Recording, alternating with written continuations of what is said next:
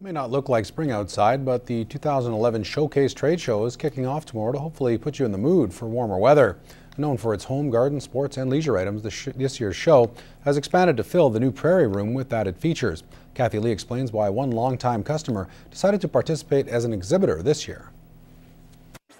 After coming to the Showcase Trade Show for the last decade as a customer, Russ Lorenz is turning the tables this year. I figured it was just due time for me to get some exposure. So, there's a lot of nice booths in here and I needed to put one up too. Like many companies and business owners, the trade show is a prime opportunity for Lorenz to show off his stuff. A lot of people roll through these shows. I mean, I come here, like I say, I come here every year and it's wall-to-wall people, shoulder to shoulder. So a lot of branding, a lot of awareness, you know what I mean? You got to get that out there, the radio and the newspaper.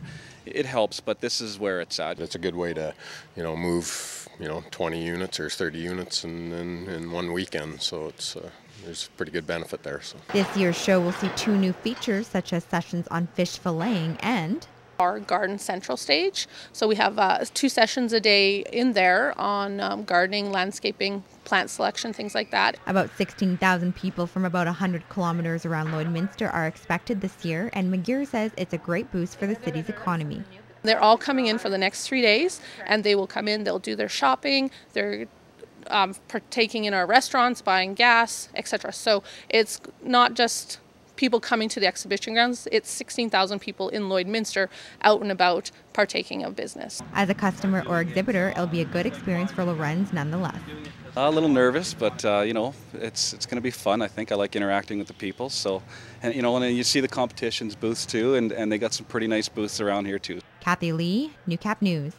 The Lakeland region has been treated to a rare opportunity this week. The Calgary Opera is in the middle of its first ever Northern Alberta tour. As Clayton Brown reports, the company is visiting schools throughout the area, and today they stopped at 2 in Cold Lake.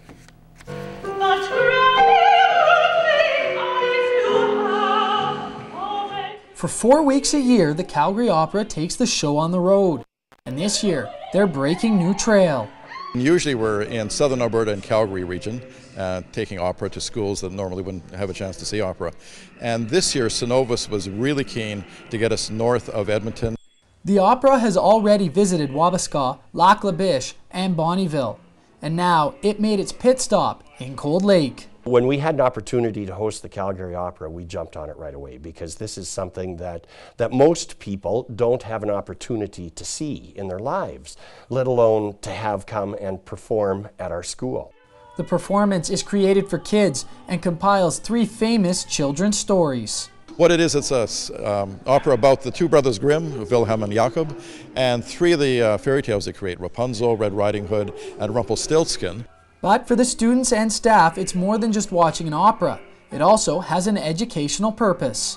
It just opens new doors and allows the kids to see a whole new aspect of art.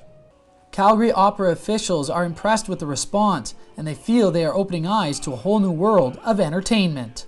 I've had teachers come up to me and say they've never seen the kids sit so still for 45 minutes or so engaged by work, and then asking questions and people saying, oh, I want to go see an opera now.